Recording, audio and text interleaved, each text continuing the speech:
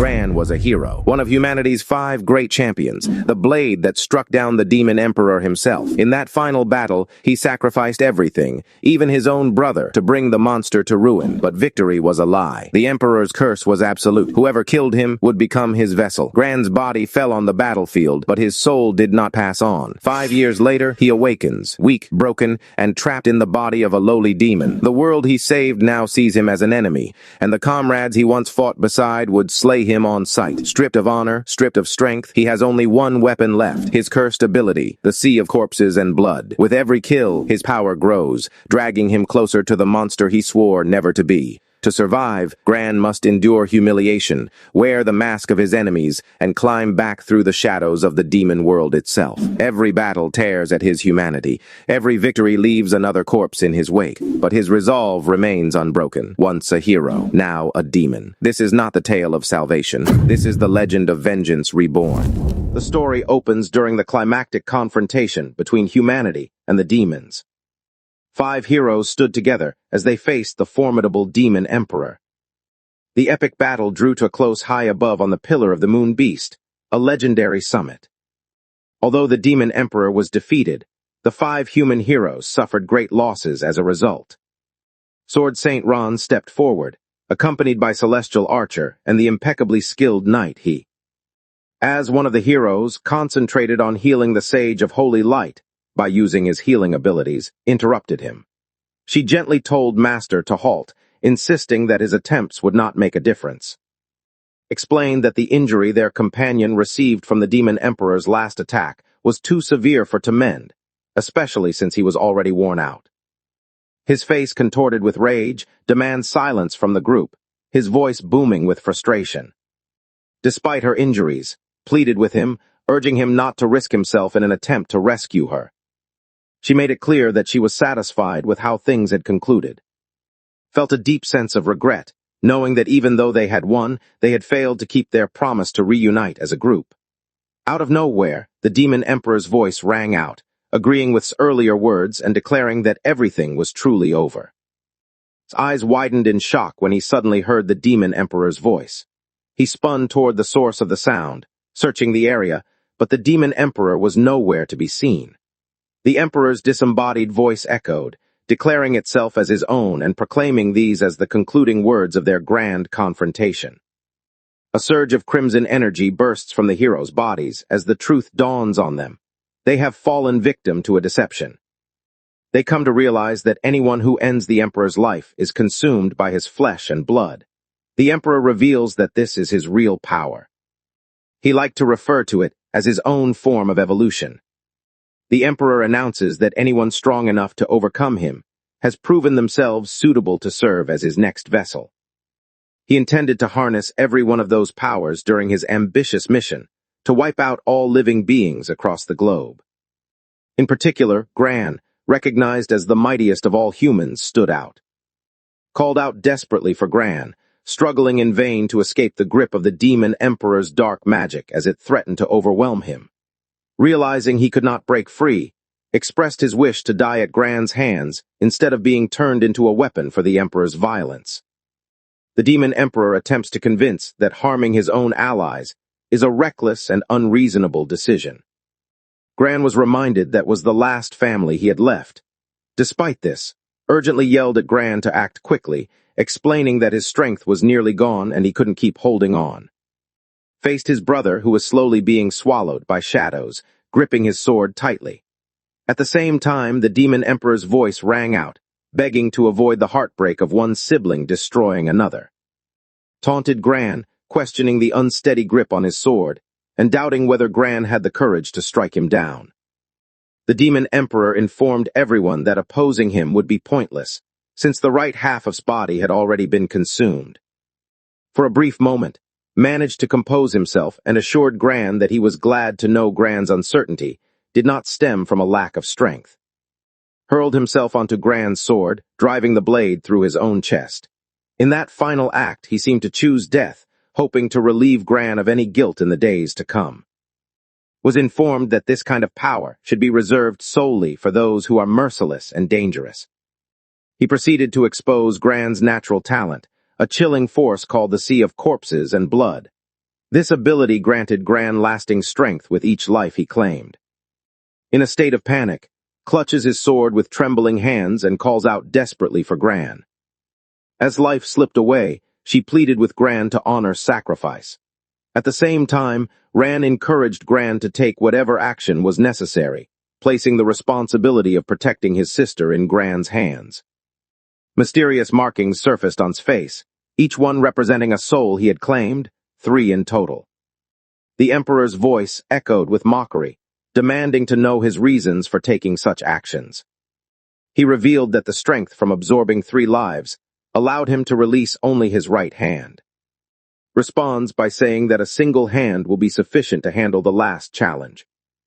Without warning, lifted his sword, aiming it at his own neck as if preparing to behead himself. The Emperor, caught off guard, reacted with a mocking tone, questioning whether this drastic act was the idea of a solution. The Emperor raised his voice in fury, demanding that he cease experimenting on the patients. Amid the chaos, the Emperor seized control of Gran's left hand and stopped him from harming himself by taking hold of Gran's sword. The holy sword, Sora, is shattered into pieces. The Emperor proclaimed with unwavering confidence that his body had become so powerful, no attack in existence could ever wound him again. Responded with defiance, questioning whether the Emperor genuinely held that belief. A sword holds the power to bring about destruction. Gran drove his hand into his own chest, yet he found himself unable to bring about his own destruction. The Emperor's eyes widened in shock as Gran, showing no hesitation, drove his fist into his own chest and mercilessly crushed his heart, prompting the Emperor to shout Gran's name in disbelief. The Emperor acknowledged that he had not fully recognized his capabilities, portraying him as someone destined for violence, a person who would keep taking lives right up until his own end. As Gran's awareness slips away, he believes these are his final moments, convinced that he will perish alongside the Demon Emperor. He was haunted by remorse, knowing he had failed to wipe out the demon tribe and had been powerless to rescue those he was meant to protect. This weighed on him as his ultimate regret. 5 years had passed. 5 years after the Emperor's death, a gathering of demons assembled to honor his memory with a solemn memorial service. Their discussion revealed that they had taken 4 human girls and a single demon, intending to use them as sacrifices. The leader addresses the group, promising that the Emperor's sacrifice will be remembered by the next generation of demons. She proceeds to declare that the ceremony is beginning. The ritual begins with the killing of the 4 unblemished offerings. Afterward, the act involved spilling a demon's blood, presenting it as a tribute to the Emperor. At that moment, Gran's awareness, hidden within the form of the demonic sacrifice, stirred to life, confusion filling his mind as he tried to understand his unfamiliar surroundings. The account also included the details of how he managed to survive. The leader seized the boy, barking at him to stay still while hurling insults and calling him worthless. Once so insignificant among demons that he lacked even a proper name, stared at his reflection with wide-eyed astonishment, barely able to comprehend that he had transformed into a demon.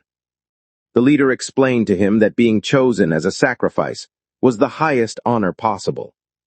Just as the demon leader swings his weapon downward, manages to evade the attack in the nick of time, causing the weapon to slice through his restrained hand and sever it.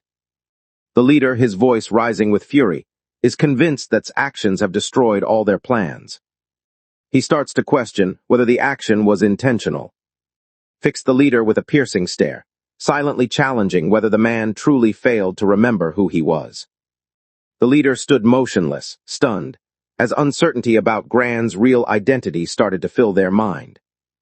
A sequence of memories unfolds, revealing the leader from earlier times instructing a newcomer to move to the rear. The crew received urgent orders to row with all their strength, aware that the 4 masters observed their every move. The memories showed that, in the year 312 of the new era, the demon fleet had suddenly struck from the ocean, catching everyone off guard. A fierce conflict broke out with such unexpected speed that not a single person reached the scene before the fleet advanced. In the face of this danger, a solitary figure rises to challenge the advancing demon army. He was recognized by numerous names, such as the esteemed head healer of the sect of Mercy and the notorious demon-slaying madman. The Demon King made his entrance, his powerful voice resounding through the air as he called for every soldier to listen to his orders. The story swiftly shifts back to the aftermath of the battle, where the leader delivers news that all members have perished. No one except Lord Shu was present. A recap of the battle reveals that 3 demon kings lost their lives, but known as the King of Immortality managed to survive. The leader spots looming above the fallen bodies of his fellow demons, his own form smeared with their blood. In a different moment, the leader recalls remarkable ability to take apart the armored demons with ease, always aiming for the vulnerable joints to bring them down. Back in the present, discovers that his sea of corpses and blood power has been completely wiped out. During the ceremony, the other demons suddenly turned on him and launched their attack. With a powerful swing, struck down 9 opponents at once, defeating them all in a single moment. Observed that the demons he faced were incredibly feeble, and after defeating 9 of them, he realized he had gained only a small amount of strength. His natural talent is described once more, revealing that his strength grows each time he claims a life, and the amount of growth depends on how powerful his victim was. Seized a nearby demon, whose anguished cries filled the air as it pleaded desperately for release. With a weighted stride, moved toward the 4 women who had been chosen as sacrifices, his gaze shining with a turbulent blend of grief and anger. Attempts to mend his severed hand by channeling the art of healing. He recoils in horror as his hand suddenly morphs into a grotesque form, with writhing snakes sprouting from his flesh. In that instant, disbelief and terror consumed them. Comes to a dreadful understanding. Instead of being granted a new life, he now exists trapped within the monstrous form of a demon. Seethed with anger and contempt toward this group, viewing them as disgraceful and beneath respect, he ultimately announces that the only purpose for this race's existence is to be destroyed by him. Gran struggled to comprehend the scene before him. His eyes grew wide with disbelief, and a crushing sense of bitterness weighed down his heart. Overwhelmed by a sudden wave of nausea, he gagged and was unable to hold back as he vomited from the shock. One of the demons that had captured began to menace him, declaring an intent to torment him relentlessly until he cried out in agony like a human, promising death would follow only after his suffering. The demon snarled, making it clear what punishments awaited, and insulted him by declaring he was the most feeble of all demons. Meanwhile, fell quiet, lost in thought as he questioned how his life had led him to such a low point. The demon noticed a change in Gran from how he remembered him, but chose to act even more menacingly in hopes of scaring him. With a swift and forceful leap, silenced the demon's protest, ripping the creature's body apart and putting an abrupt end to the confrontation. Came to terms with his new destiny, reassuring himself that everything would be acceptable as long as he was able to keep hunting down demons. He found no reason to voice any complaints. Once had eliminated the last of the demons, he recalled overhearing their conversation about how 5 years had gone by since his victory over the Demon Emperor. He realized that before doing anything else, he needed to locate a spot where he could stay and learn about how things were in the world now. Spotted the troll's skull, and understood that he had returned to the realm where he had once battled the enormous creature known as Yuan Shan. He observes that the demons who came after have constructed a stronghold atop the remains of the trolls. A broad view reveals the enormous remains of the troll named Yuan Shan, with a stronghold constructed atop its bones.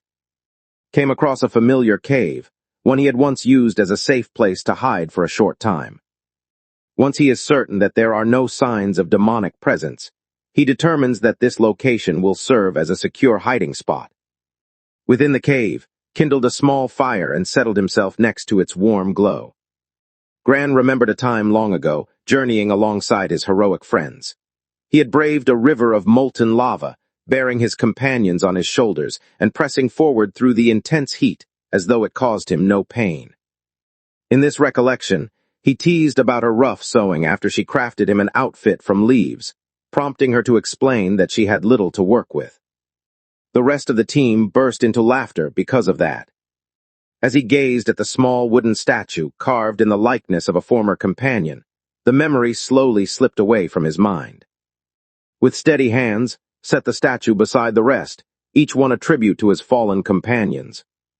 He regretted not performing better back then.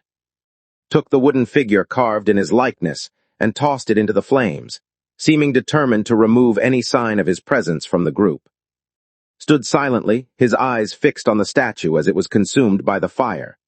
To him, the flames seemed to erase the person he once was, clearing the way for him to start anew.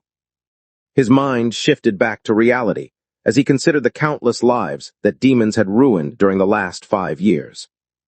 Gran came to the conclusion that his transformation into a demon gave him the perfect chance to bring down his enemies from the inside. With determination, he started to tap into the memories stored within the demon's body he now possessed. The memories showed that this body once belonged to a frail demon from the snake-blooded family. In the Yuan Shan region, a slave endured relentless torment, suffering under the harsh rule of demons who believed that power determined justice. A new, unexpected memory surfaces, revealing a sinister instructor lecturing a classroom full of demons about the current condition of their world. Could hardly believe that demons had their own system of education. He thought they existed solely to destroy, viewing them as nothing more than weapons forged by the demon emperor for war. Found himself puzzled by how the demons had built a society and made their mark on Earth in only 5 years. He carried the weight of guilt, convinced that his own lack of strength in a previous life had kept him from resolving every issue. In his heart, made a promise that, in this second chance at life, he would grow more powerful than before and relentlessly pursue his mission to track down and destroy every last demon. The focus moves to the region's second new recruit training camp. Paid close attention as a demon instructor described the present state of affairs across the continent of Solas. As a result of this explanation, comes to realize that after the demon emperor died, took charge of the demons, forming 5 powerful courts over the next 5 years, and keeping the conflict with humans alive. This resulted in a deadlock, with both groups holding an equal share of the land. The instructor shifts the topic, beginning to discuss the concept of natural abilities. The instructor clarified to the class that some abilities come naturally to individuals from birth, referring to these as innate talents.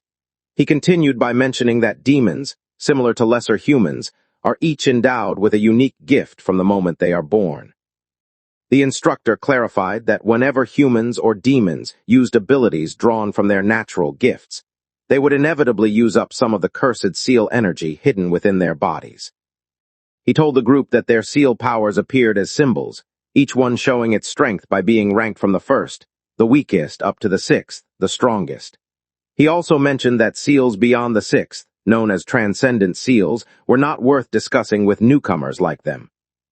He proudly declared his own status as a formidable second seal holder, emphasizing that all the newcomers were still only at the first seal stage. Became aware that he, too, had reached the first seal stage. He wondered about the rarity of snake-blooded demons and recognized the importance of understanding his newly acquired innate ability. The instructor went on to describe how the second seal marked a vital stage, serving as the moment when a person could unlock the true power hidden within their natural abilities. The instructor clarified that one could only unlock the authority of an inherent talent after attaining the second seal. This ability represented a person's signature skill or final technique, unique to each individual. A skilled newcomer demon entered, causing the others to step aside in fear while he pushed Gran aside with force. Rumors circulated quietly among the crowd, describing him as a prodigy who had already reached the second seal, and warning that provoking him would be unwise. The newcomer shot Gran a scornful glance, demanding to know who had permitted a slave like him to come inside. Meanwhile, the surrounding crowd whispered among themselves, dismissing Gran as nothing more than useless garbage. The instructor demanded silence from the group and instructed that be returned to the gutter, signaling the beginning of the hands-on lesson. The instructor clarifies that neither the strength of one's seal nor natural talent alone can fully decide the result of a battle. The group realized that having knowledge, strategic thinking, and the ability to adjust quickly were just as crucial as any special ability.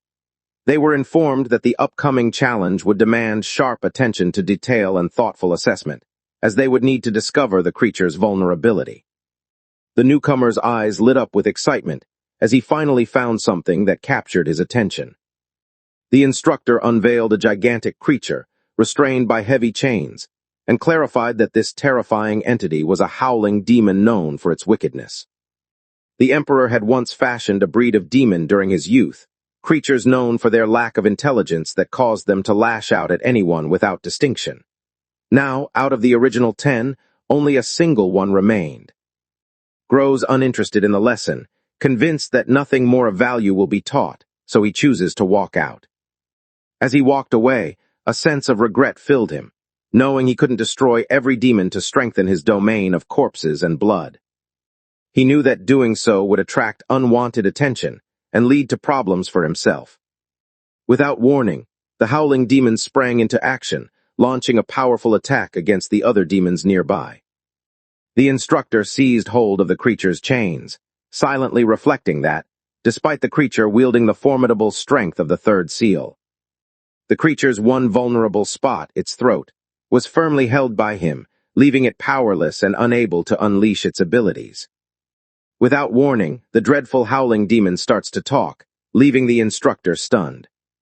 The beast taunted the instructor, referring to him as little brother, and claiming that he was wrong to think he could protect himself just by holding the creature's throat. The beast considered the younger demons to be inexperienced and foolish, having spent weeks pretending to be less intelligent in order to accomplish a secret mission. It regarded the destruction of the Court of Atrocities demons as merely a bonus to its primary objective. The creature shatters its restraints and escapes. With a sudden surge of aggression, the assailant struck the instructor down, ending his life instantly. The demons shook with fear, witnessing their instructor collapse effortlessly, his power seeming useless before the monstrous being. The wicked, shrieking creature tore through its own kind, launching relentless assaults and cutting down many without showing any sign of compassion. In the midst of the turmoil, the skilled demon suffers an injury from the strength of the third seal beast. Realizing that survival takes precedence, he chooses to retreat and save his hidden weapon for a more critical moment. As the gifted demon attempts to escape, steps in and prevents him from getting away. The gifted demon collapsed onto the floor, eyes burning with fury as he fixed his gaze on, silently questioning the reason blocked his path. His eyes fixed on him, their intensity radiating a silent menace that seemed to promise danger without a single word.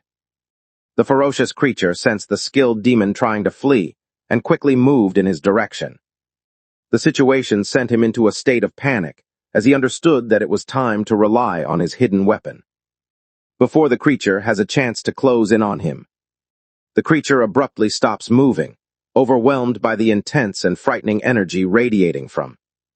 The creature felt puzzled by the lack of fear from the frail demon before it, briefly suspecting the demon might be aware of its hidden vulnerability, but soon pushed that thought aside. The beast reasons internally that no demon from the new generation could possibly be aware of its vulnerability, since all 9 of its brothers perished long ago. The beast believes that is merely pretending. With a chilling tone, issued a stark warning that any further movement would result in its death. The creature dismissed the danger with a mocking sneer, gathering its power to assert dominance. Showed no fear and remained unmoved, ignoring the creature's menacing displays. Without warning, the monstrous demon let out a harsh snarl before retreating. It quickly assessed its chances, realizing that fighting would be far too dangerous for the small gain it might receive. The creature concluded that only someone foolish would agree to such unfavorable terms. The gifted demon stood frozen, overwhelmed by disbelief. Reached out his hand to the skilled demon, who eyed him warily, uncertain about what truly wanted. The gifted demon brusquely rejects any offer of assistance. Reached out with a chilling detachment, grabbed a fragment of the gifted demon's robe, and used it to clean the blood off his own hand. The skilled demon grew furious, insulting him by labeling him a dirty farmer. Afterward, the remaining demons gathered around, astonishment clear on their faces that he had managed to drive the beast off. Eager to uncover his secret, they pressed him for an explanation of how he accomplished the feat. A member of the warrior-class demons reminded the group that slaves were expected to keep nothing from their masters. Remaining composed, shared that he had discovered in the human tactical manual against demons that the notorious howling demons lacked steady eyesight, so by staying motionless, a person could avoid being noticed by them. The demons identified the book's author as the notorious madman known for slaying their kind. One of them remarked that knowledge of demons surpassed even their own understanding. Another felt reassured, recalling that the fearsome had died 5 years earlier. Armed with this revelation, the group agreed to pursue the beast in hopes of claiming the reward. Gran internally mocked the situation, fully aware that he had fabricated the supposed weakness of the vile howling demon. He secretly wished that the other demons would fall for his deception and end up destroying themselves. At the same time, the gifted demon seethed with frustration at Gran, interpreting his actions as both prideful and dismissive. A worried follower came over to check on him, showing concern for his well-being.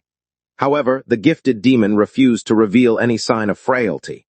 He brushed off the concern with irritation, claiming he simply needed some rest and wished to sit down, firmly insisting that his legs were not entirely numb yet. Following that moment, the skilled demon instructed 5 of his loyal subordinates to chase after, commanding them to end his life in a way that would bring him the greatest shame. A follower confidently tells him that watching Gran die will bring a sense of satisfaction. Gran became aware that someone was trailing him. He came to a halt, turned around, and declared to those behind him that their pursuit had gone on long enough and that it was now time to face each other. The 5 demons emerged, and one among them summoned a dense mist that quickly blanketed the surroundings, making sure no one from outside could get involved. One member of the group instructed the others to quickly follow Gran, urging them to keep up so they wouldn't lose track of him. Within the mist, the demons conversed about the snake demons' natural abilities, attributing their powers to the bloodline of the ancient serpent, and they cautioned one another about the danger of its poisonous bite. They dismissed the threat, convinced that its venom would be harmless because his seal power was so weak, and after agreeing to divide into groups, they began searching for him. One of the individuals cried out in agony, clutching his stomach where Gran's snake had sunk its fangs into him. At that moment, the demon burst apart, sending out a thick mist that quickly enveloped his fellow fighters. The group soon notices that the fog carries a dangerous venom, and as it stings their eyes, they cry out in agony. Announces his intention to challenge his new innate talent by pitting it against the 5 demons. He activated his thermal vision, allowing him to make out shapes and movements through the dense fog. He then unleashed snake-like blows with his arms, mimicking a serpent strike. Marvels at the strategic advantages his new ancestry offers, realizing they far surpass those he possessed in his previous existence. The red demon summoned his strength to forcefully clear the fog from his path. Once the mist lifted, found himself confronting the final pair of demons that remained. They ridiculed him, believing he was insignificant without his toxic mist.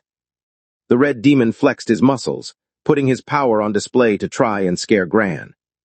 Fixed his gaze on the red demon, his eyes betraying the mounting impatience he felt. Charges at his opponent and takes him down with one swift strike that goes straight through his heart. The remaining person quickly gives up, pleading desperately for their life to be spared. Demanded an explanation, prompting the demon to shift the blame onto the skilled, blonde-haired demon, insisting that he had merely been obeying instructions. Remains unconvinced by the explanation given. The frightened demon proposes bringing to a hidden cave owned by a skilled demon, convinced that the place is filled with valuable riches.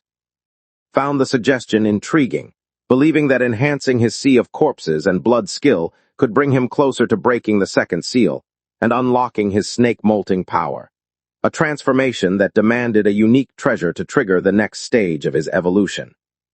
Decided to visit the cave. The demon guided toward a rushing waterfall, explaining that the yellow hare's treasure was concealed within the cave tucked behind the curtain of water. Forcefully pushed aside the demon that had led him into the cave. The second person walked forward, only to be caught off guard when a barrage of lethal arrows shot out and struck him, piercing through his body. With a chill in his tone, offered a mocking expression of gratitude, then vanished into the shadows of the cave. In another location, the female demon in charge of the Yuan Shan region was informed that the notorious Howling Demon had disrupted activities at the second training camp for new recruits. The report continued, stating that the troublemaker had run away in terror after being confronted by a demon slave from the snake lineage. Listens to the news with genuine curiosity. Within the cave's shadowy interior, discovers nothing but a modest-sized box. Just then, a skilled demon with striking yellow hair emerged out of nowhere and swiftly grabbed the box away from his grasp. He shouted angrily at Gran, furious that she had touched his belongings. The skilled demon launched an attack, yet effortlessly defended himself and swiftly fractured the demon's leg. The gifted demon stared in disbelief at Gran, amazed by the drastic change in both his demeanor and strength, and suddenly understood why Gran's 5 subordinates had failed to defeat him. Because the area is cramped and his wound is slowing him down, he understands that battling here would be impossible. The gifted demon realizes that withdrawing is the wisest course of action for now. Utilizing his natural ability known as rock feather armor, he caused wings to emerge from his back, allowing him to soar into the sky and escape. When the airborne demon appeared before them, his mind drifts back to a time when he encountered a different winged demon. With tremendous power, hurled himself out of the cave. Recalling this memory stirred an intense anger deep inside him. The gifted demon's eyes widened in disbelief as he realized had succeeded in catching up to him. Quickly closes the distance between himself and the escaping demon, unleashing a relentless series of powerful punches against his opponent. The skilled demon delivered a powerful kick that sent flying, and he tumbled into the waters of a nearby lake. The skilled demon ridiculed, pointing out that he had ended up in the juice lake. The area became swarmed by an unending horde of vicious insects, which immediately set upon, launching their relentless assault. The gifted demon gravely informed Gran that the bloodthirsty biliary insects inhabiting Yuan Shan were both endless in number and possessed an unquenchable hunger, as numerous as the hairs on an ox. He mentions his anticipation at seeing them feast on his body, imagining nothing left behind but bare bones. The demon reflected on how the potent liquid extracted from the fallen troll, Yuan Shan, had been sufficient to create this lethal lake. He reasoned that if Yuan Shan had survived, the humans would have already been destroyed. Launched himself at the swarm of insects, his incredible strength evident in every move as he battled them fiercely. While battling each insect individually, the skilled demon found himself taken aback by the strength Gran displayed during the fight. He taunted his opponent, claiming that no matter how strong he was, his power meant nothing when faced with an unending swarm of insects. Unleashed his snake-like power, striking swiftly and repeatedly to wipe out swarms of insects at once. Although faced with criticism, the skilled demon persisted in ridiculing his opponent's quickness, sneeringly referring to him as nothing more than a dirty farmer.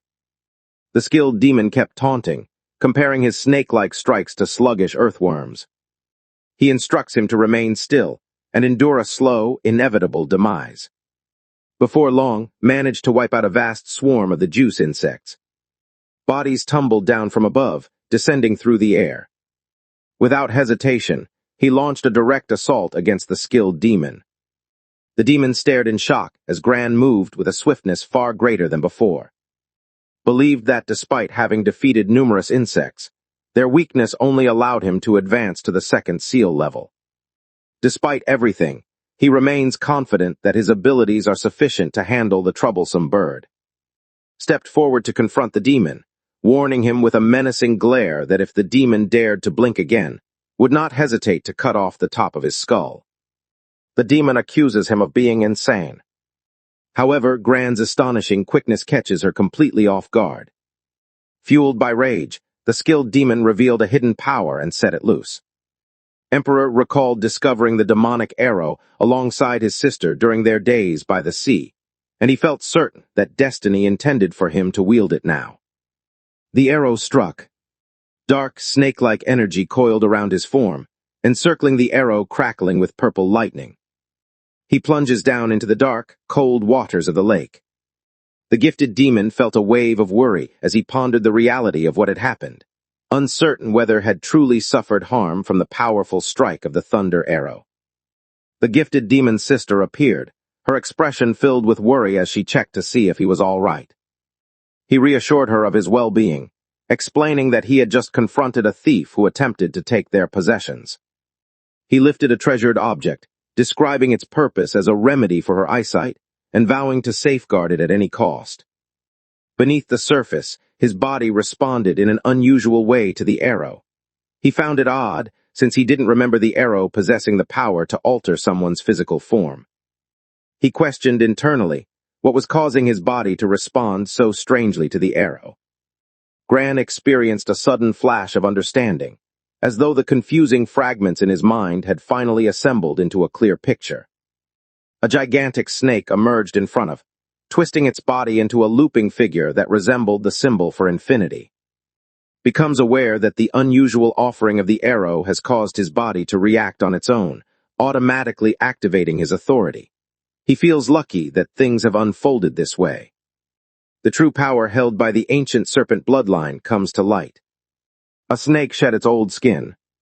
A tremendous burst of energy surged out from the lake. The demon and his sister observed as the last bubbles vanished from the surface of the water, convinced that had not survived. He assured his sister that they could at last unwind, just as a flash of lightning split the sky above them. Without warning, the sky transformed as dense, dark clouds rolled in, blanketing the sun. Rain began to pour, drenching the earth and creating puddles everywhere. Thunder crashed loudly overhead, while fierce bolts of lightning split the sky with blinding flashes. The skilled demon stood motionless, his gaze growing wide with shock while he witnessed the fierce, dark lightning tear across the sky. A huge streak of purple lightning crashed down onto the lake, setting off a powerful blast that rang out across the surroundings, while towering waves surged upward. The demon's sister, gifted with extraordinary abilities, observes that a figure has leapt from the sudden burst of lightning. When her brother inquires about its whereabouts, she extended her finger toward the spot, indicating its location. The skilled demon stared in disbelief, his gaze fixed on, who stood boldly atop a statue rising from the center of the water. Emerged at the center of the lake, transformed into a powerful thunder being. An intense glow of purple lightning crackled around him, radiating a dangerous energy. The gifted demon and his sister freeze in disbelief as the pouring rain drenches them. With a steady demeanor, explains to the group that he deliberately delayed them so they would face their demise. He quickly admitted his error, which infuriated the skilled demon. The demon charged at him, shouting not to act so arrogant and insulting him by calling him a dirty farmer.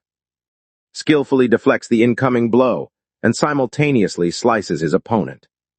Gran's opponent soared through the air, his furious shouts echoing as he blamed Gran for deceiving him. Suddenly materialized behind his adversary and ripped off one of the opponent's wings. As he did so, he reflected inwardly that facing someone of this caliber wouldn't truly challenge the limits of his present strength. The skilled demon plunged into the water. The gifted demon's sister hurried over to her brother, anxiety written across her face as she imagined the worst possible scenarios. The gifted demon laments his own frailty, longing for greater strength. Driven by anxiety over what might happen to his sister once he is gone, he taps into hidden reserves of strength he never knew he had. A surge of brilliant yellow energy burst forth with tremendous force. Observes the change taking place. At that moment, his sister notices that her brother has at last unlocked the power of the rock feather armor. No longer willing to weigh him down, his sister makes up her mind that she must stand by his side in the battle. She activated her power, manipulating the demonic eye, and called forth an enormous creature that rose from the depths of the water.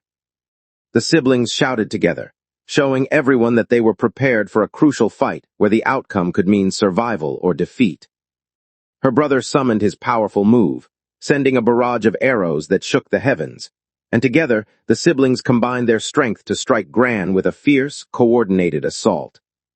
Himself unwavering as two opponents closed in, his body crackling with the force of purple thunder energy that swirled around him.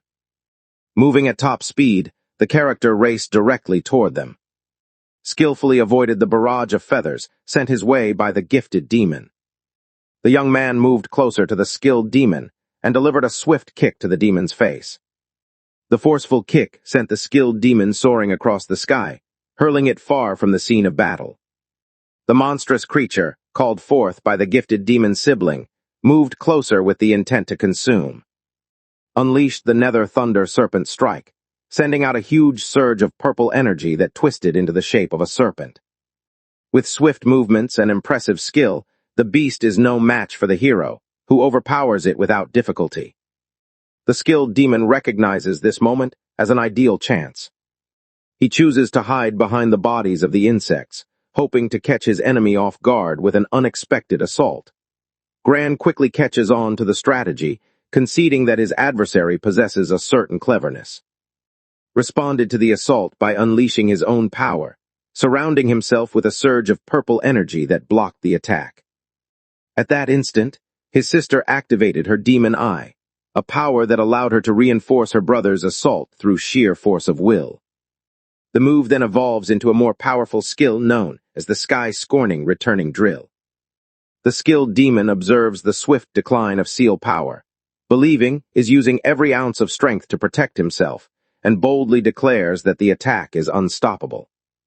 Acknowledge the strength of his opponent's move, recognizing it as not only impressive but seemingly unbeatable. Because of this, he sees no option other than to utterly destroy it. The conflict concludes as the brother and sister, badly hurt, plunge into the water, signifying their defeat. As the gifted demon lay dying, he attempted to hand his sister a small pouch, urging her to take it and escape. However, she could not bring herself to abandon him, refusing to leave his side. Appeared and brought his foot down hard on the gifted demon's hand, crushing it against the ground and pinning the pouch beneath his boot.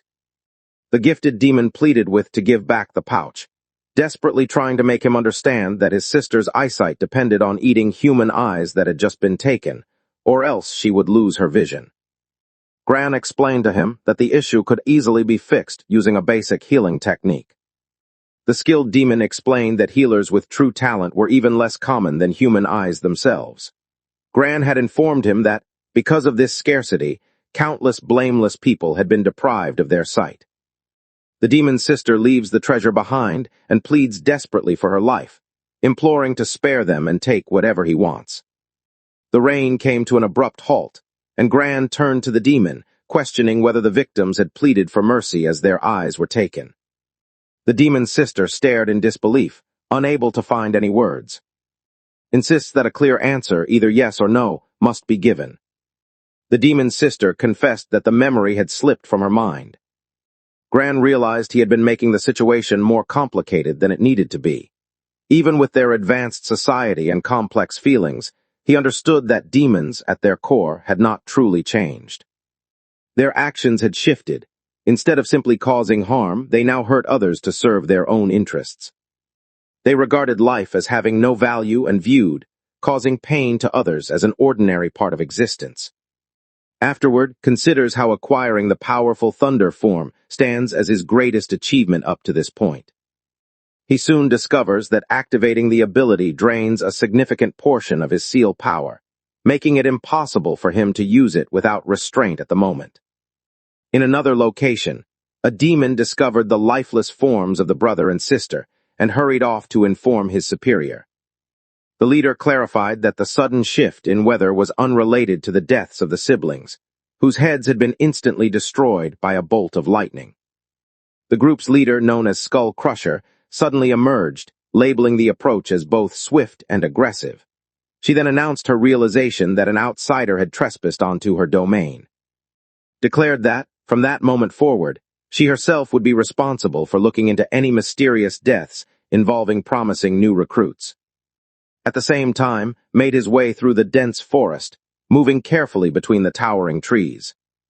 When approached and demanded to know his identity and purpose for being there, explained that he was searching for wild fruits he could collect and later plant. Recalled seeing him before and realized he was the slave whose bravery had driven away the dreaded howling demon she had heard stories about.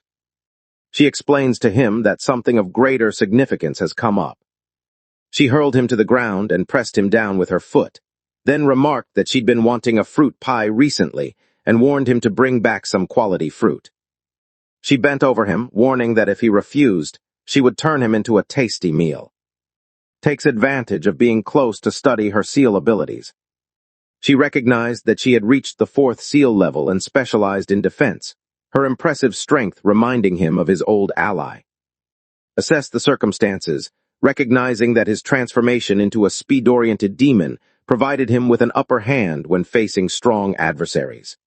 However, he also realized that his current abilities offered little power to break through an enemy who relied on defense. He regretted that he could not kill the 4th seal demoness, knowing that doing so would greatly strengthen his sea of corpses and blood ability. He quickly notices that her strength far surpasses his own, and without any knowledge of what could make her vulnerable, he understands that his odds of victory are nearly non-existent. Even so, he questions how he might overcome his longing to possess her. At the same time, flips through the pages of the Encyclopedia of Innate Talents, looking for information. The goal was to discover which ability had been responsible for the deaths of the 2 demons. She decides that the electricity storage organ ability is not the answer, since the patterns on the body do not align with those caused by that kind of electric current. She comes across information describing the sea of corpses and the blood talent, explaining that those who possess this ability grow stronger each time they take a life. She immediately rejects the idea without a second thought.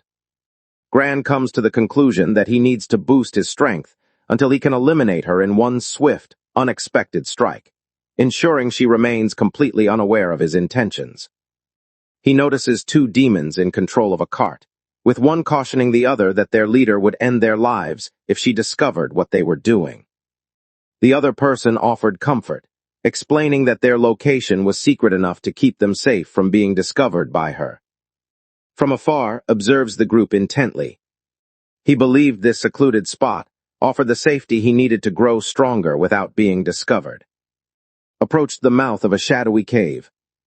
At the entrance, a guard blocks his path and insists that he provide the secret password required for access to the black market.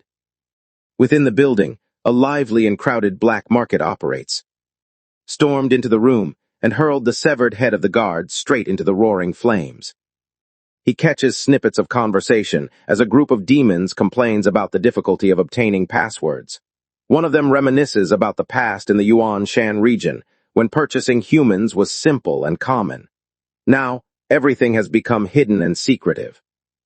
A merchant presented morning steel, a rare and superior metal known to greatly increase the power of sword moves by several times. A customer appeared skeptical about its practicality, expressing that he had never encountered a blacksmith capable of working with this type of steel. A different merchant displayed potions promising enhanced seal powers, claiming they were crafted from the hearts of creatures that walked on 2 legs.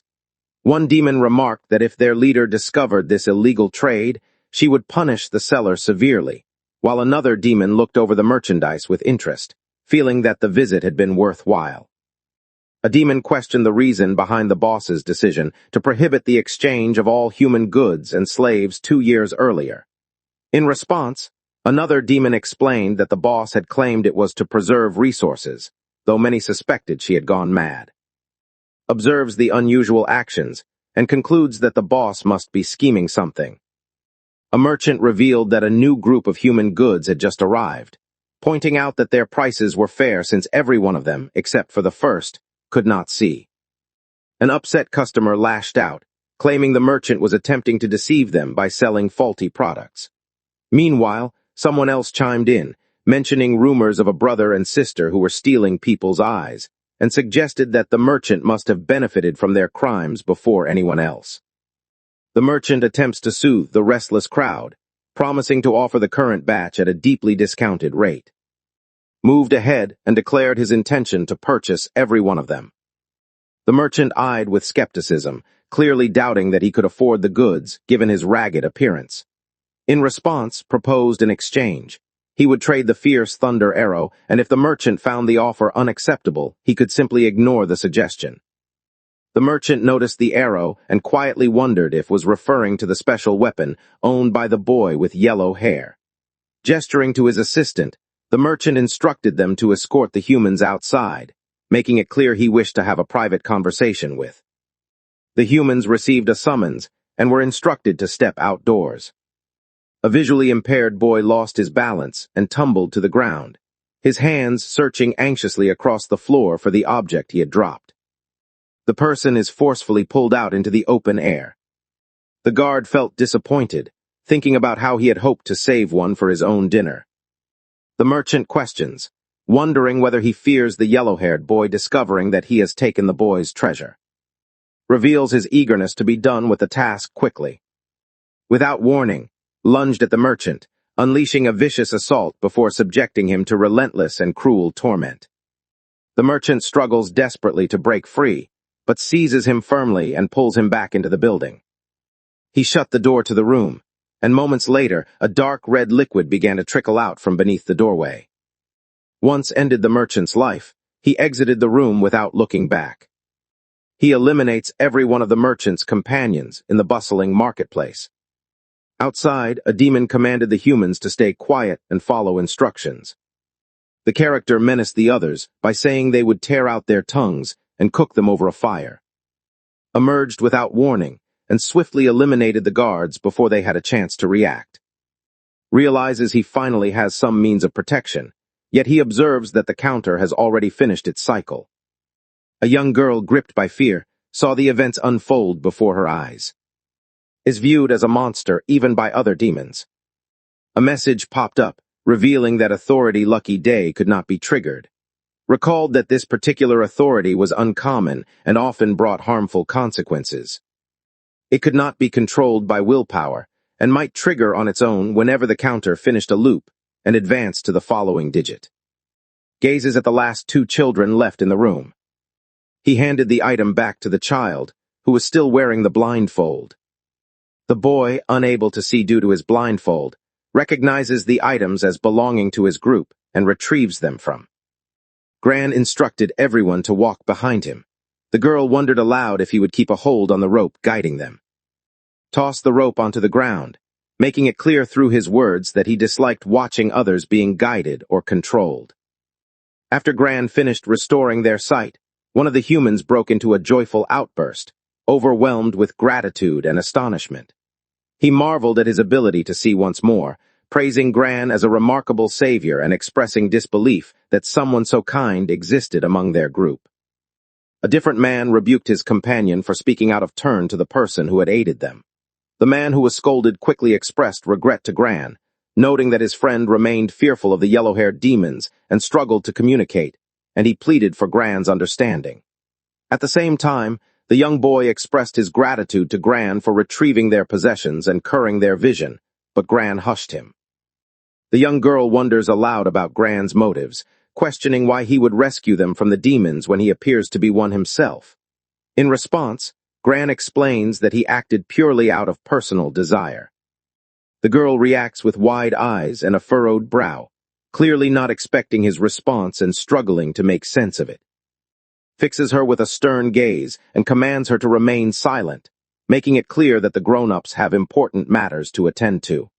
He stands there, looking at the people he just saved, thinking about the best way to say goodbye for real this time. Everything goes quiet after that, and the little girl just stands there, not really sure what she's supposed to do next. Out of nowhere, she lights up like she just thought of the perfect way to break the awkward silence. The girl looks around at everyone, then decides it's time to break the awkward silence with a joke and try to get everyone smiling again. She jumps into a story about this tavern that had a festival deal. Basically, if you got a third drink, it was cheaper. She's got this easy smile as she goes on, mentioning how some guy just rolled up to the bar and asked the bartender for a glass of that second drink. Right then, the guys she just saved just stare at her, totally missing whatever joke she was going for. The little girl tries to play it off, putting on her face when she sees nobody really laughed at her joke. Out of nowhere, someone lets out a quiet laugh that bounces off the cave walls, catching everyone off guard. One of the guys nods toward the main character, and the little girl lights up, super happy that someone actually got her joke. Just then, this shadowy snake suddenly shoots up from under his feet and darts ahead. The creature suddenly coils around the little girl. She totally freaks out, screaming because she has no clue what's going on. The serpent lashes out at everyone else, and they all start freaking out, yelling as the pain hits them. One of the guys drops to the floor, totally stunned, yelling for someone to come help him. He just can't wrap his head around getting betrayed like that. The guy sits on a rock, glancing down at the group. He's thinking about how they totally shouldn't have trusted him,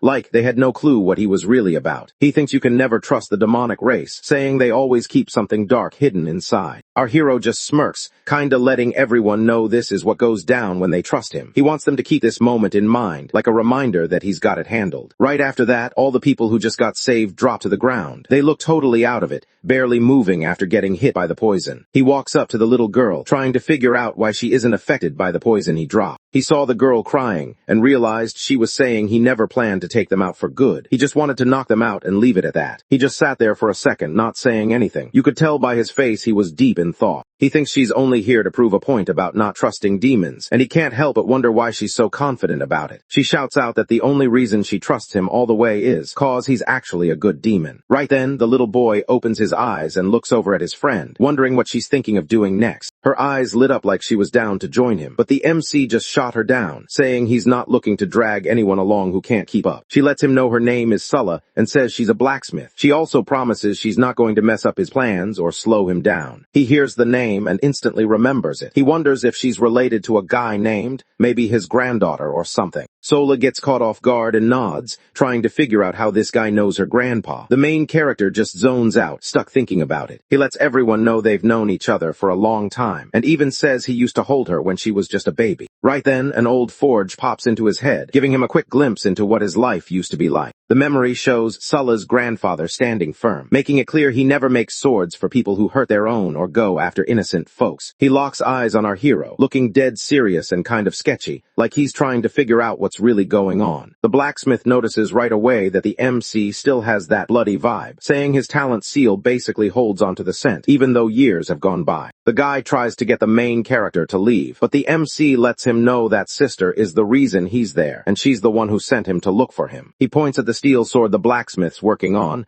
making it clear that's the one he wants. The old man stops what he's doing and checks if the guy is here with his sister. The hero just gives a quick nod, letting everyone know he's ready. Goes quiet for a second, his face all serious while he checks out what's going on. He decides to make the sword, figuring this is the perfect way to pay her back for that favor he still owes. Old man pulls out this small statue he got from the sister and explains he's planning to turn it into the blades. He wants to know how soon he can grab the sword, but just tells him to chill and wait a few days. He says he's gotta get a scholar to come over and bless his grandkid since the baby's almost here. The camera cuts, and now he's down on one knee out in this freezing, empty field, snow everywhere. In the background, there's a house that's totally wrecked with pieces everywhere. Right in front, a sword is just stabbed into the ground, standing out in all the chaos. Shows up holding a baby in his arms. The hero spots him and walks over, wanting to know what happened to his sword. The blacksmith nods toward the weapon jammed in the snow, basically letting the warrior know he's gotta grab it on his own. Alexis points out that the sword has the name Sulla on it, which just so happens to be the same name as his granddaughter. The kid gets real for a second and asks where the little kid's parents are. E lets him know that by the time a bunch of demons swarmed the village, they were already gone. He tells them that the creatures showed up and just destroyed everything in sight, not letting anyone get away. He wonders if sister and the girl our guy likes both got their hands pierced too. The MC's face says it all. He looks hurt as he realizes everyone's gone, and it's all because of the demon race. The blacksmith gives the baby to the warrior, thinking about how the kid never even got her blessing. He glances down at little Sulla in his arms, eyes locked in and ready for whatever comes next. He goes ahead and gives her his blessing, hoping her name sticks with him as he heads out on his next adventure. Wonders if he should swap out the swords, right as some demons start closing in on them. He points out that with how our hero is now, maybe mercy isn't even on the table anymore. He stands there, staring down the enemy army, wondering what mercy even means in a moment like this. He starts thinking about it, and realizes that helping the injured is really just something the mercy sect tells themselves to feel better. He gets ready for the fight, gripping his new sword and staring down a swarm of demons. He promised himself he'd step up before any bad guys even tried to mess with innocent people. With his new sword in hand, he goes straight at the swarm of demons, ready to wipe every last one out, no holding back. The hero goes all in, landing sharp hits that wreck everything in his path. Every swing of his blade leaves stuff smashed behind him. He wipes out a bunch of monsters instantly, showing off just how fast and strong he really is. He looks locked in, totally focused. All he cares about is throwing down until everyone else is out of the picture. Blood dripping down his face, he's dead set on taking out every enemy in his way, promising to keep going until the bodies pile up so high they literally look like mountains. He thinks real mercy means wiping out everyone causing trouble, so the good people won't have to deal with pain ever again. Now back in the present, Young remembers how her grandpa would always talk about him. But looking at him now, she can't help but wonder why he shows up looking like some kind of demon. He brushes off the question, just saying it's a long story and that he looks after himself. Then he flips it and starts asking her stuff instead. Stands there, arms crossed, totally set on her plan. She's not heading back to her grandpa until she's made the best demon-slaying sword ever. He couldn't help but notice how locked in she was, her reflection showing up in his eyes while he watched her, totally focused. He tells her not to give up, and she instantly lights up, wanting to know if he actually thinks she can pull it off. The main guy just kind of sits there, thinking about it, and honestly, he admits to himself that having something you're really into is actually pretty cool. Deep down, he's wishing he had something like that too. Once he's done, he grabs some paper and scribbles out a note for the humans. He lets them know he's the vampire knight and drops some instructions for them to follow. He dips, leaving the humans knocked out on the grass. When they wake up, they'll be good to go. One of the guys wakes up, spots the note, and instantly gets hyped. He can't believe it. They actually got rescued by the legendary vampire knight. The humans who just got rescued throw on some clothes and start making their way out, ready for whatever comes next on their road to freedom. The kid just stands there, not really believing what went down, kind of stuck wondering if any of that actually happened. Back at the cave, he pulled up and let everyone know he handled a couple demons. Stands next to the forge she built by herself, looking pretty proud. She makes it clear that putting it together wasn't even hard for her. She can't help but wish she could get her hands on the good stuff, but it's stuck in a mine that's already taken. With nowhere to show what she can really do, she just ends up holding back her real skills. He gives her this super rare gold piece, and she just freezes, totally caught off guard. He mentions he already snagged the stuff earlier and gets hyped, calling him a legit master thief. The hero wants to know if can actually forge that steel. Not missing a beat, flexes a little, and lets him know she's basically top 3 in the world at it. When he finds out the third blacksmith is actually the demon king of war, his face totally changes. He looks serious, like he just realized things are about to get real. She lets him know this king is basically the strongest ever, and there are only 6 weapons like this on the whole planet. He zones out for a second, then it hits him. He's gotta level up quick if he wants any chance against whatever's coming next. Wants to know where he's headed, and he just says he's off to keep grinding, trying to level up his skills. Somewhere else, a demon showed up to tell his boss that nobody made it out of the black market. Hearing this, she totally lost it. The boss chills out in a hot spring, not stressing at all, while he tells his guys to put the bodies up in the middle of town, so everyone knows not to mess around. The lackey doesn't get how they're supposed to track down who did it, but the boss shuts him down fast and tells him to just get back on the grind. She lets him know that if the farm slave's breakfast isn't on point tomorrow, he's basically done for. She slides down into the water, realizing she seriously wants something sweet, like real top-tier sugar. While this is going down, a few demons start chatting about what's happening. One of them's convinced it's just some bandits rolling in from a different area. He's just hanging back when he catches part of their talk. Someone drops that if a high-level demon shows up, the boss is definitely gonna notice, unless the demon's got a solid disguise. He notices the monsters are totally ready for anything now, so he gets his hand glowing green, thinking fast about what to do next. He spots a bunch of monsters nearby,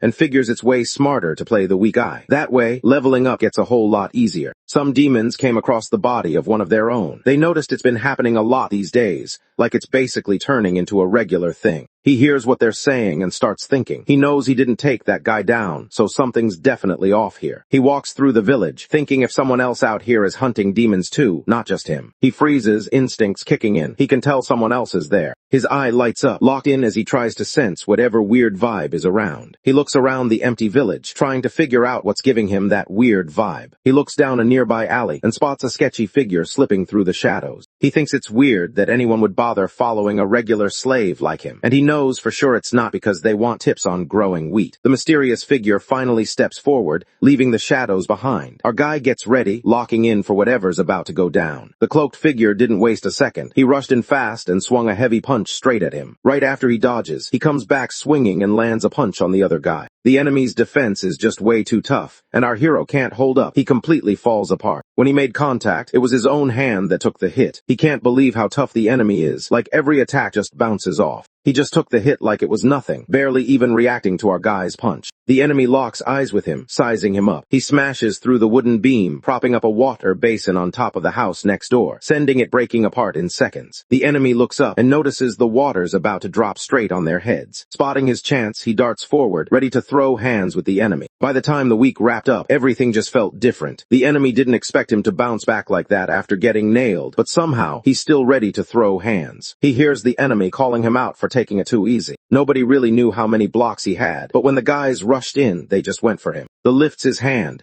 and suddenly this purple energy starts pouring out like he's powering up for something big. Everyone can tell he's getting ready to go all in. Out of nowhere, the energy just bursts out and blasts straight at the enemy, catching him totally off guard. The attack hits so hard that the whole spot where the enemy was standing just gets wiped out. Purple energy bursts out and sweeps through the whole village, wiping out everything it touches. He thinks about whether the enemy tanked that hit, maybe even cranking up his power inside to handle it. The two stand off in the middle of all the wreckage, each one giving off their own colored energy. The enemy's cloak started fading away, almost like it was melting into water right in front of him. The mantle just melts away, drops to the floor, and shatters everywhere. All that's left on the village ground now are some ripped-up pieces of the cloak, just lying there. The enemy steps out and lets it be known she isn't chasing after him. She already gets that catching him just isn't happening. She's convinced he's trouble and can't decide if she should just take him out now, or maybe, if she ever gets her hands on him, make him follow her around and do whatever she says. Somewhere else, he realized all he could do right now was annoy her a bit, nothing serious. If he wanted to really win, he'd have to come up with a whole new plan. Smoke suddenly fills the air, almost like someone dropped a curtain right in the middle of everything. Out of nowhere, he suddenly pictured stuck in a bad situation, and it got him stressing hard. Once his eyes finally adjust, he immediately starts looking for her. Nobody really got why she skipped building a chimney. Notices the temperature is climbing way too fast, so he rushes over to the forge, trying to sort things out before it gets out of hand. She stands there, totally locked in, gripping the hot metal with tongs. Sweat runs down her face as she pushes herself, not letting up for a second. With smoke floating around, she keeps hammering away at the forge. Meanwhile, he's just standing there, locked in and watching her every move. He wonders if the sword is actually his, nods and holds out the final blade, pointing out that she made it the perfect size for him since he's not super strong yet. Back in the present, Sola's totally hyped as she works on the new sword for the hero. She's all in, thinking this one's her best work yet. Sola lets the guy know that Jilong would been proud of how good the sword looks now. The new blade comes out, showing off those wavy patterns and shining with a strong gold glow. He picks up the new weapon, checking it out, seriously impressed with how solid it feels. He can tell right away the girl really knew what she was doing.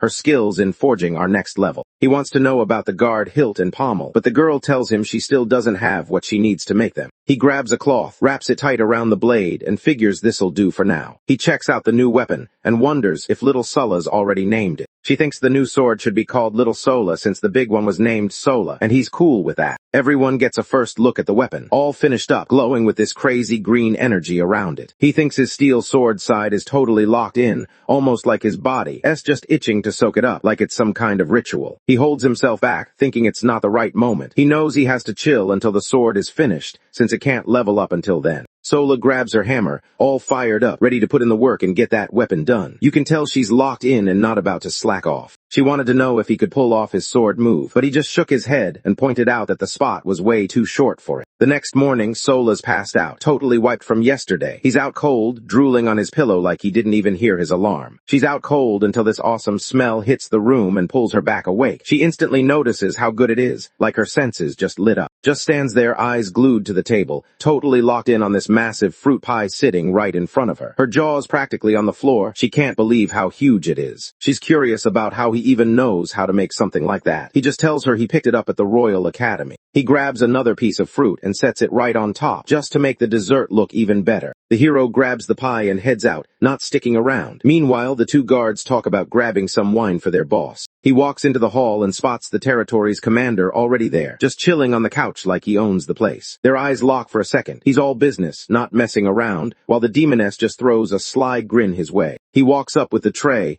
and the commander points out how big it is, wanting to check what's on it. She gives him props for being smart and basically handing himself over to her without even realizing it. She leans in for the pie, calling out how smart he is again, almost like she can't get over it. Right then, she spins around and calls out to the guards, telling them to hurry up with the wine. While the enemy was distracted, he went straight in, switching to his thunder form and catching everyone off guard with the attack. The commander freezes up, a fresh cut on her face. She spots the steel sword and instantly knows what it is. He steps up, letting her know that next time, she might not get off so easy. The chief calls up this huge golden shield, the Aegis of Dawn, ready to hold her ground. The guy figures she's got that defensive talent seal, just like he thought. Now he's curious and wants to see how solid it really is. She's not into surprises like this, so she gets ready to throw down. He just shook his head, thinking maybe he should toss more honey into the pie for her. He rushes in, throwing out this wild purple energy blast that smashes straight into the golden shield. When the crash happens, the blast just wipes out everything nearby. The whole area gets leveled in seconds. Both of them are completely locked in, going at it with their weapons and energy colliding hard. The commander smirks, looking totally sure of herself while getting ready to launch her counterattack. She lines up her shield, then jabs forward with a move she calls Twilight Strike. The launches his attack straight at him, landing right on his face. He gets knocked back, and now there's a small cut on his face. He fires back with so much power that the hit sends out a wild shockwave. The demoness gets blasted across the hallway, but she manages to stay steady behind her shield. She watches him go all in, thinking he's just throwing himself out there without a plan. She figures he'll burn through his energy quick and crash before long. He notices his sword isn't cutting it against her shield, so he starts thinking up a new way to get around her defense. Out of nowhere, purple energy shot out everywhere. He fires a net made of lightning straight from the ground while the chief just stands there, watching everything go down. The commander isn't impressed at all by his move. He just brushes it off, calling it weak, then jumps right over the lightning net like it's nothing. He spots the move she's pulling to guard herself, and right away it clicks. This is something his old friend came up with. Once he figured it out, he got mad fast. She'd swiped his friend's move and was actually putting herself on his level, and that just didn't sit right with him. The demon chief doesn't get why he's so mad, so he just straight up wonders what's got him all worked up. She steps up again, shield in hand, aiming the point straight ahead like she's about to go for a serious hit. The attack lands right in the guy's chest, messing him up pretty bad. He's hurt, but he still manages to pull back just as her weapon switches up and turns into this massive spear. The commander just laughs it off, thinking there's no way he'd lose focus when he's right in the middle of trying to beat her. Out of nowhere, these green energy snakes show up and coil around the demon's spear, catching her off guard. She's totally lost about what's going on and starts thinking this might just be another one of his lame moves. Out of nowhere, the brand new steel sword shows up, glowing crazy bright and looking loaded with power. The chief couldn't believe what he just saw. He thought the guy was bold for bringing that into their battle. The main guy's eyes go wild. Anyone watching could tell he means business now. He makes it clear that all the early stuff didn't count. Things are about to get real. He steps up, sword ready, letting everyone know it's finally time to get serious. Long ago, people talked about this hero who stepped up to battle a massive serpent just to keep the Three Moons safe. Everyone knows the story. When the hero lost his spear, he didn't back down. He just threw his hands up and kept fighting, pushing all the way until he gave everything he had to secure the win. Back in the fight, the commander lights up with this golden energy, getting ready to drop a serious move. She switches weapons, thinking it's the right move, but right away, she knows she messed up big time. He sees his chance, swaps out his spear for a shield, and charges right at her. He moves fast and lands a clean hit with his sword, catching her off guard. He's got that icy stare, and it's pretty clear he's winning this fight now. The grinned, reaching for the blade stuck in her body. She looked like she'd been waiting for this moment forever, totally locked in. Right then, her arm changes and turns into this massive gauntlet. Everyone calls it the armed hand of. She grabs her new weapon and gets ready to throw a punch, powering up with this insane golden energy that looks like it could wreck anything in her way. He throws up his arms to stop the hit, but that gauntlet packs way too much power and sends him stumbling backwards. The punch lands with so much force that the ground around them just breaks apart, cracks running everywhere from the spot they're standing. He knows he's gotta avoid every hit, no matter what, and look for any shot he gets to heal up. He doesn't bolt or freeze up. Instead, he locks in and gets ready to grab the massive gauntlet. He grabs her fist mid-swing, and the chief just stares, not expecting him to try locking up her arm like that. The guy lets her know he's been in a ton of fights before, so he's not worried at all about going to the ground with her. He pulls off some solid grappling moves and gets her on the ground, locking her down so she can't even move. She's got him locked down, and it's obvious he's hurting bad on the inside, but he's still hanging in there, tough as ever. The commander just grinned, acting like taking him out that easily would be way too boring. She slams her foot down right on his face, putting in all her power. She asks him to join her team, but he just stares back, eyes cold and locked in, making it clear he can't stand her. He slips out fast, sword in hand, and the chief just gets it. That's his response. Right then, the commander steps up and throws a heavy punch with her gauntlet, catching him straight on. The massive gauntlet came swinging in hard, crashing down on the hero with serious power. The crash sets off a huge blast, blowing the castle floor to pieces. The blast blast hits so hard that it punches straight through the roof of the tower and just keeps shooting up into the sky. The hit lands on the giant's skull, and it just explodes into pieces everywhere. The fight blows a huge gap straight through the tower, running all the way from the top to the bottom, and you can just see how wrecked everything is. She figures the sword pretty much saved him. Without it, that punch would straight up wreck him. The demoness looks at his messed up body and just can't believe he's still breathing. But even with everything trashed around him, the guy just pulls out his healing skills and gets himself back on his feet. He hops onto a floating rock and starts getting ready for whatever comes next. Up in the sky, a ball of purple energy started showing up right above the huge mountain shaped like a skull. His sword starts lighting up, and he gets ready to pull off his strongest move yet. The commander spots the move right away and starts thinking it might be the sword technique's second form. His move, Phantom Thunder, lands on the skull with unreal force. The demon chief's anger was obvious. She glared at him, ready to throw hands with her gauntlet, not backing down for a second. She steps up and catches his punch with her own, her fist lit up in gold. Both powers crash into each other, setting off a wild blast of energy. The crash is so intense that the whole fortress gets swallowed up by this crazy bright light. Once everything calms down, it's clear the tower took a serious hit and looks pretty wrecked now. The hall was trashed, smoke everywhere, but he stepped out covered in dust but still standing. He's back to his usual self, looking chill, but his clothes are all ripped up. His green eyes stay locked in, showing he's ready to take on whatever comes next. The chief stepped out through the smoke, looking pretty sure of himself. He figured his last move nearly took her out. For 2 years, no one had pushed the demoness this far. He was the first guy to actually make her use that move. She shows off her hidden power, the immortal battle banner. This thing just takes in any attack that comes at it and fires it right back. He just stands there, totally thrown off, trying to figure out what kind of insane power that immortal battle banner really has. The chief pulls out these glowing pink energy claws, getting ready to finish things off with one last move against her opponent. The commander rushed in, showing off her new weapons. She was all fired up, making it clear she wanted him to remember his pride even in the afterlife. He can't figure out what she's doing, and he starts thinking it might have something to do with his friend. The demoness suddenly freezes, looking completely thrown off. She has no clue what he just said, and it leaves her totally stuck mid-attack. Back in the present, the demon commander sits there, clearly thinking hard about everything that just happened in her territory. He pulls off the bandage from his neck, not really sure what he's about to see. Not too long ago, a squad of adventurers was sitting around, chatting about this legendary hero they were supposed to link up with. Out of nowhere, the girl notices this weirdly round mountain way out on the horizon. Out of nowhere, that so-called peak just starts shaking hard and actually lifts up off the ground. Nobody saw it coming. Everyone was totally. That thing wasn't a mountain at all. It was actually the head of a massive monster, and its eyes were glowing red. Out of nowhere, the huge mountain troll stands up, showing off its massive body right in front of the heroes. Instead of going after anyone, the monster suddenly grabs its head and just starts screaming like it's in serious pain. Everyone just stands there, totally lost, watching as the creature's head starts turning all pointy. One of the warriors spots the move and instantly knows it's the legendary Heavenly Fall sword technique. Out of nowhere, a sharp wave of energy slices straight through the creature's head, dropping it instantly. Out of nowhere, a bright beam blasts straight from the sky and goes right through the giant creature's head. The giant creature starts losing its balance and slowly goes down. The giant, straight up looking like it just dropped out of an anime, slammed to the ground, totally done for. Right then, the mysterious saint just vanishes, pulling off some wild move with this glowing golden energy. The mysterious figure throws up some kind of energy wall, keeping everyone safe from the insane drop. The troll hits the ground hard, and right away, a massive wave blasts across the whole battlefield. Once everything calms down, the monster's huge head just sits there on the ground, not moving at all. Far off, the group checks out the remains of the monster they just wiped out. Out of nowhere, the troll's teeth start shifting around, like something inside its mouth is trying to break free. The chompers started moving by themselves, and that freaked everyone out. The whole squad snapped into action, getting ready for whatever was coming next. Blood started pouring out of the creature's body, turning the whole spot into a messy scene. Right then, a hand covered in blood started creeping in, moving real slow. He comes out from inside the troll's mouth. Blood all over him, he drags himself out from inside the monster, barely holding it together. He stared them down, eyes cold, wanting to know about the 3 helpers talked about in her letter. The hero just lets everyone know they're all on the same side, teaming up to take down the demon emperor. The MC just straight up claims drugs aren't a problem. Keeping some distance between them just works out better for everyone. He jumps right in front of them, giving off this intense energy that everyone can feel. After he walked right by Blondie, he thinks that when emotions get too intense, they can start to weigh you down or even mess things up when you least expect it. Now the main guy steps up to take on the team's tank. The giant knight isn't buying Glan's ideas at all. He just shrugs off what the guy says, showing he really doesn't care at all about his opinion. He just turns around and heads out, not even looking back. The dude turned to the big guy and tried to smooth things over, saying the kid just acts tough and is hard to deal with sometimes. The knight doesn't stress about it at all, since he really doesn't care about being buddies with that dude anyway. Somewhere else, the demon with purple hair spots someone familiar and just stares, trying to figure out if it's actually them. Turns out she's watching him now, and he's looking way more put together than before. He just nods and gives a small smile, like he's got it handled. The demon girl lights up when she sees him and just grabs him in a big hug, totally pumped that he made it. She can't hold it in anymore. She just jumps straight into his arms, clutching him tight like she's never letting go. He starts wondering why she's suddenly tearing up, since she never acted like this before. She honestly never expected to run into a friend like this again. His eyes drop and you can just tell he's down, blaming himself for not stepping up when it mattered. Right then, two demons showed up at the door, looking around to figure out what was happening. Both monsters spot their general standing over the hero. She tells both of them to leave because she needs to recharge. They don't argue and just head out. They head out acting kind of sketchy. Once they're out of the way, he goes ahead and heals her up with a spell. He wonders if guilt over what went down before has been weighing on him this whole time. The demon girl interrupts him, pointing out how he's always putting the blame on himself for stuff, and honestly, she finds it pretty annoying. She's hurting bad, and he tells her to tough it out, pointing out that she actually messed him up worse than he did to her. After all that, the two of them just chill out, grab some fruit, and keep the conversation going. 2 years back, he realized he'd been brought back as a demon. Not only that, but he also managed to track down his sister. He can't believe what he's hearing, and starts wondering if his old buddy really bilayed on their side. He keeps pushing, wanting to know how his buddy ended up turning into a demon girl. She just stands there, eyes locked on him, looking dead serious. Not a word comes out. She's quiet, but you can tell she means business. She finally lets the truth drop, smirking as she shows everyone she's been a woman from the start. Just sits there totally stunned, trying to process what he just heard. It doesn't even feel real. He's stuck, not sure how to react. He's still trying to process everything, looking at his old buddy with zero clue about what's going on. For 3 years, she wondered if he actually believed she was a dude the whole time. He remembers seeing his friend hanging out with that huge armored knight. The sight just freezes him for a second, and right then, he starts thinking back to that time he got into it with. He wonders if he was the only one left out of the loop. She just nods, letting him know that, yeah, literally everyone else already knew. He's mad and wants to know why she kept it from him, but she just throws it right back, acting like it was obvious and he should known all along. Wants to make sure she's not messing with him, so she reminds him about the nickname he used to call her. He tells her straight up, he always thought that name sounded like something official, maybe even some military rank or title. Spots knocked out and wonders who she is. Explains that she's actually his granddaughter. She turns around and spots these small wooden figures chilling on top of a barrel. She looks over the figurines, counting each one, and then it hits her. There's one missing from the lineup. She notices some stuff lying on the floor. She crouches down and grabs the stuff off the floor. He says they'll keep him in check next time, making sure he steps up. He's got that serious look on his face, locked in and ready to take out anything bad that comes his way. He's made up his mind. He's gonna keep everyone safe, no matter what. His buddy just cracks up, thinking that Promise is honestly hilarious. She doesn't really think he can handle all that on his own, especially without backup. She makes it clear, when it's time to deal with the bad guys, he can trust her to back him up no problem. After that, the two of them lock in their partnership with a solid handshake. You can tell they're back as a team now, ready to handle whatever gets thrown at them. A few seconds later, the drawings on the barrel are done, showing off the old crew. The 5 wooden figures show the old squad of heroes back together again. They're just chilling on a cliff, looking out over everything, catching up on how wild the last 2 years have been and filling each other in on what's new. They start talking about the kingdom, and she mentions that the demon king these days just doesn't care about stuff at all. Sometimes, the demoness says her monster side tries to run the show. He nods, admitting that being part demon really changed him too. His friends started wondering what was up with him, and wanted to know what had changed for him.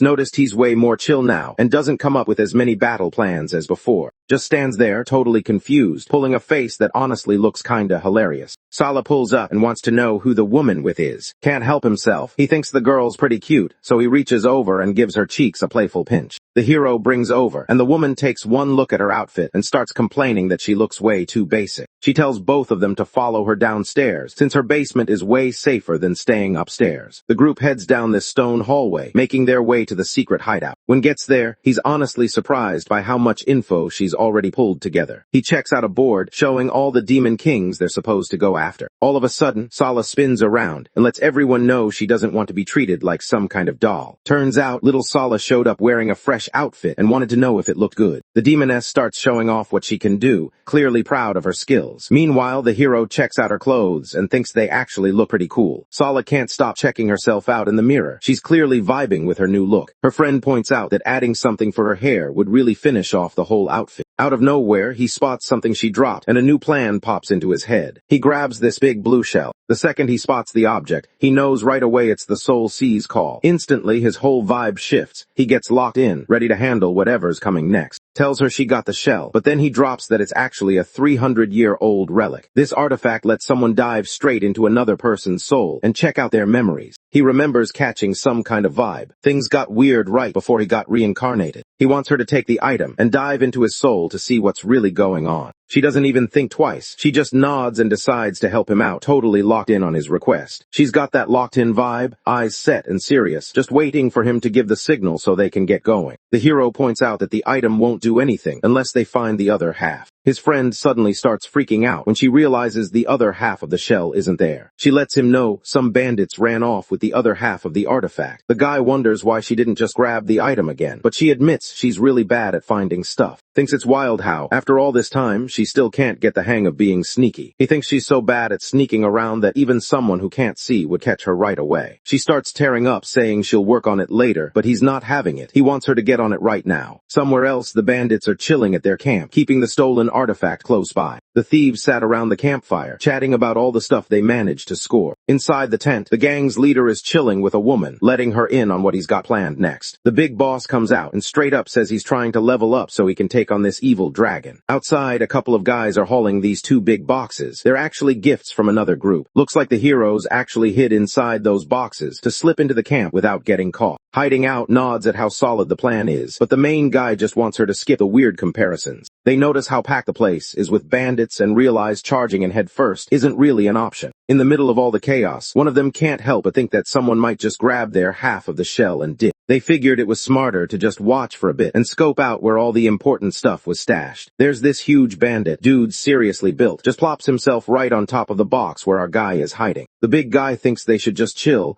and let their enemies fight it out first, then jump in when everyone else is tired. Out of nowhere, the box he was chilling on just snaps, and he ends up crashing straight to the floor. The guy's just lying there on the floor, clearly annoyed about how lame the box was. Meanwhile, his friend checks it out and sees there's actually nothing inside. He didn't want anyone to catch him, so he switched it up fast and turned into a snake.